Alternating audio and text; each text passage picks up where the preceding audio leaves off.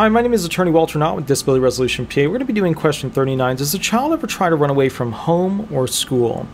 This is important because a lot of kids that have impairments, they do try to run away from school, they do try to run away from home, they do try to run away while they're at the shopping mart, the grocery store, the whatever. So talking about specifically what is making them flee, talking about how they usually plan things out to get away, or if they don't have a plan and they just end up in some spot and then they're lost, talking about how you deal with it, how you've dealt with it over the years, how the teachers are dealing with it, is it part of an individualized education program, all really important stuff, okay? Do they have a test that's coming up in school, so they go to school and then they run away?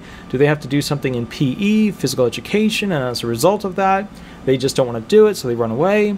If somebody comes home that they're fearful of, do they run away, etc. My name is Attorney Walter Knott, Disability Resolution PA. Please remember to like, subscribe, and leave 5-star reviews. Thanks so much. Bye-bye.